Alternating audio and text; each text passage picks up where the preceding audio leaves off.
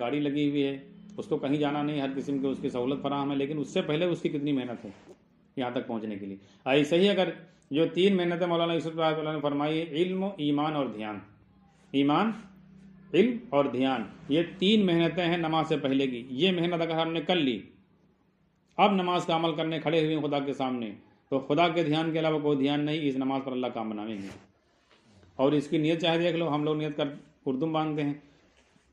قرآن میں جو اللہ نے بتائی، قرآن کی جو دعا ہے نیت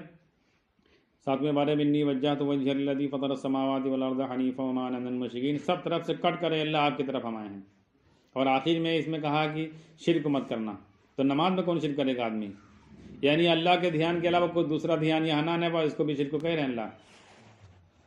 ہاں، اس پر محنت کرو، اس پر مشق کرو۔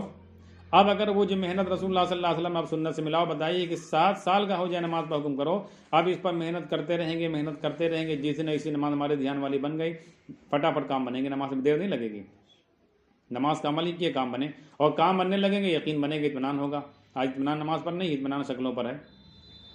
پیسے جیب میں رکھے اطمینان ہوتا ہے، اور نماز پر اطمینان ہوتا ہے۔ صحابہ کو اطمینان نماز پر تھا، کیونکہ یقین سیکھا تھا، علم سیکھا تھا، دھیان سیکھا تھا، تو وہ کہتے تھے اپنی ضرورتوں کو نماز کے لیے اٹھا کر رکھتے تھے، کہتے تھے ٹھیک ہے نماز پڑھنے آئیں گے، خدا سے کہہ دیں گے، کام بن جائے گا، اور ان کے کام بنتے تھے۔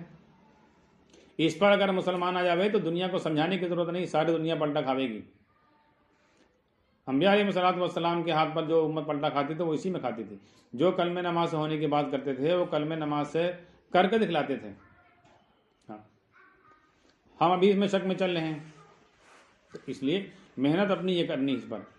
مولانا یوسف رحمۃ اللہ علیہ یہی سمجھاتے تھے کہ یہ 3 محنتیں ہیں نماز سے پہلے کی، علم، ایمان، علم اور دھیان۔ اب سارے یقین دل سے نکالو، نہ مال کا یقین ہو، نہ مالدار کا، نہ شکل کا، نہ شکل والوں کا، نہ چیزوں کا، نہ چیزوں والوں کا، جہاں جہاں سے امیدیں لگی ہیں وہ ساری امیدیں ختم کر کے آؤ اللہ کی طرف۔ ہاں، کہ اللہ کریں گے، نماز پر کریں گے۔ ابھی کتنی امیدیں ہم لوگوں کے دلوں کے اندر ہیں، کتنا اطمینان ہے، وہ سارے یقین دل کے اندر سے نکالنا ہے، اس کے لیے محنت کرنا ہے۔ اور جیسے کہ مولانا یوسف رحمۃ اللہ نے سمجھایا کہ بڑائی کے بارے میں، جیسے ہم لوگ کہتے ہیں اللہ اکبر، اللہ سب سے بڑا ہے، تو بڑائی مقابلے پر ہوتی ہے، اس کے مقابلے جتنی چیزیں ہیں ان کی چھٹائی دل میں لاؤ تب اللہ کے بڑے سمجھ میں۔ جیسے مثال کے طور پر